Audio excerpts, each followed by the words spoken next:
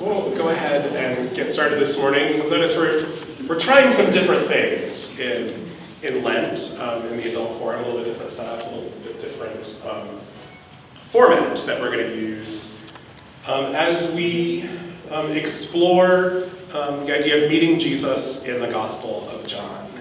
As you know, all year long we've been focusing on stories, and we in the forums have been using the path as a way of doing that, about thinking about kind of the ancient stories of our faith and how well do we really remember the stories that we might have only heard in Sunday school, and how do we understand them within the context that they were initially told and within the context of the Bible as a whole, and how that kind of influences who we are as Christians and how we live our lives. Well, so during Lent, we are going to be focusing on Jesus, and particularly Jesus in the Gospel of John and the letters of John, and trying some different approaches to exploring that and to seeing what will come of that. So the way that we're going to explore Jesus in the Gospel of John in the Sunday forums during Lent is through what we're calling armchair conversations. We've got the armchairs in here. Having a conversation with either Bob or myself and a parishioner who, as we explore these ideas. So this week I asked Charmaine Trice to have that conversation with me. Charmaine and Seth Schaefer co-chair Caritas, who just left us yesterday, and so I thought it's kind of a perfect dovetail, our ministry with Caritas and this theme of God is love. So Charmaine, so we're just going to kind of chat about this. Okay. So I asked Charmaine to think about how you experienced God's love in your life or here at St. Mary's specifically. Well, I'll start by speaking specifically to this past week of Caritas. We had hosted 28 individuals last week, and for me it was a remarkable experience just watching our congregation come together to make it such a wonderful week, hosting them. Of those 28 folks, 12 of them were children under the age of 4, and we had a few teens and parents and one mother pregnant with twins. And so an early learning curve for us was the number of hands that we needed to make our children especially feel comfortable and help the mothers while they were here, especially at dinner time. So for me it was a wonderful thing to step out from the kitchen and see children from our congregation, parents, grandparents show up and engage with the families. It became a true whirlwind of activity about 5 o'clock when they arrived. And we had kids out back playing basketball and people busily preparing dinner in the kitchen, and children playing on the playground and the nursery. It was just a true coming together, watching them be together. Yeah, I was amazed, both at the kind of level of energy when you've got Yes, it was so many little ones. It was busy. Yeah. It was busy.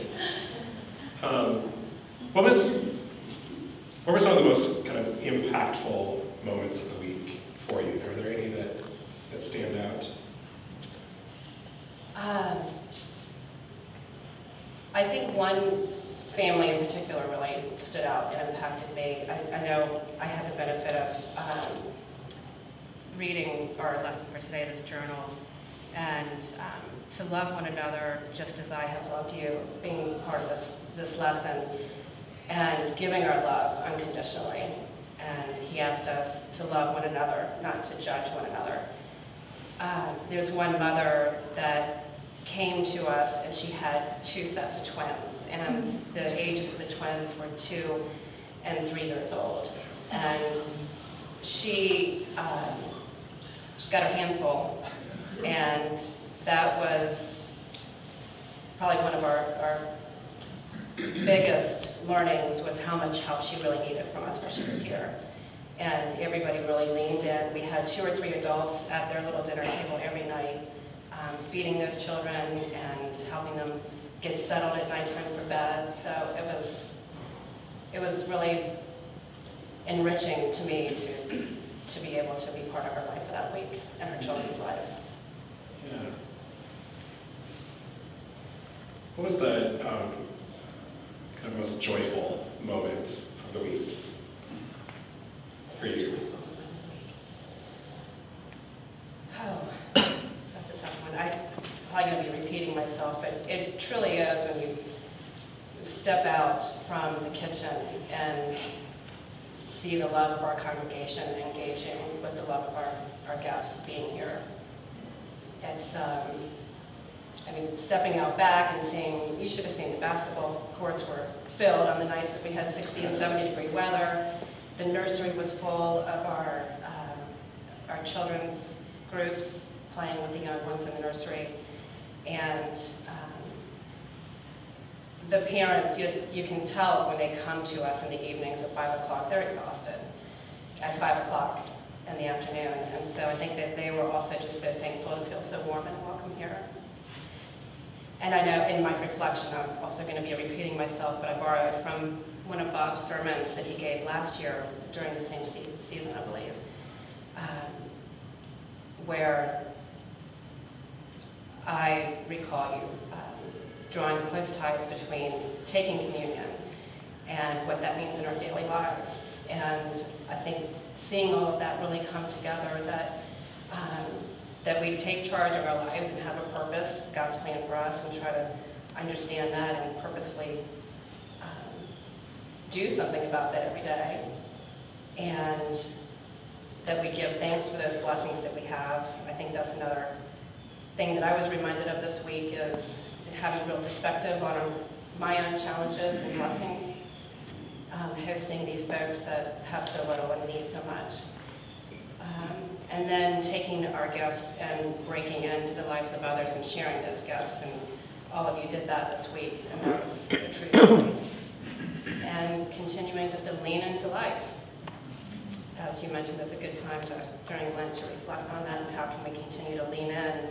Caritas has left us, but I think it is an incredible ministry because we host it right here on our campus, and we're not 100% sure that we're going to be able to do that going forward. It's a wonderful thing for the families that Caritas is working to build shelters for them so they don't have to move around week to week.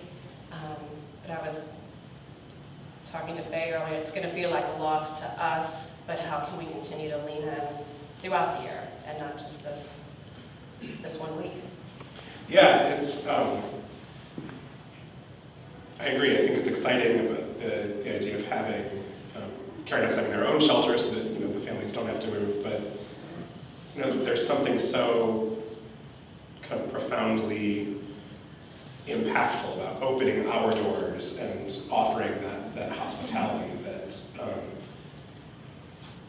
offering, showing God's love to these people, but also I think that we experience God's love so much in that as well, that we are nourished by the experience too. Yes. But I think that there will be, I'm excited about the prospect of perhaps, being able to serve with Caritas more throughout the year, if that's Possible. if that's possible. Yeah. I think they still will be counting on us. Yes. New options in other ways. of sharing that. What did you learn about God?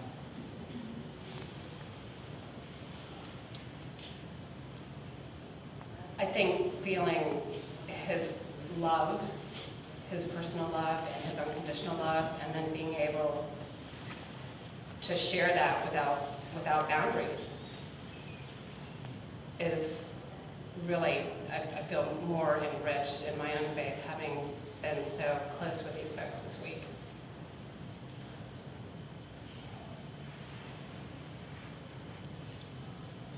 It's a real opportunity to kind of move again from that, like, knowing that God's love is there and so abundant, and knowing it and experiencing it in your heart and in your interactions Yes. with both our guests and all of the people that came together to welcome them. To welcome them, it was. Does it lead to a next step? For me personally, yes, I think this is, I was talking with Margaret yesterday, I know that this is kind of a one-hit wonder here for the 1 week, even though, Seth will attest it's a long planning process, and then it happens and they're gone. So for me personally, it's just to continue to lean into our outreach missions and become more participatory in our other outreach missions. I know our outreach committee does such a wonderful job with all the possibilities that we have to give, and sometimes choices have to be made between the schools or Preach Monthly Free Clinic, Continuing with Caritas. There's so much out there. They're all wonderful organizations and all need our support. There's so much need. Yeah. Thank you, Charmaine. Thank you. I did have to remind myself to breathe, actually. Every once in a while, that's great. Well, I hope that you will pick up a journal. You can also, if you don't, you can download online. meetingjesusandjohn.org is the website, and they've got some great resources, both the videos and some other things. And we have, Amelia did a great job of adapting this for kids as well. So there are some journals for kids and a set of cards with, we're calling them car talk cards, questions to ask in the car while you're driving around to help drive home some of these. So I'm really excited about going on this journey with you and hearing what you discover and how this might inform and impact your relationship with Jesus and with God. So that's our invitation as we move through Lent. And I can't wait to explore this further with all of you.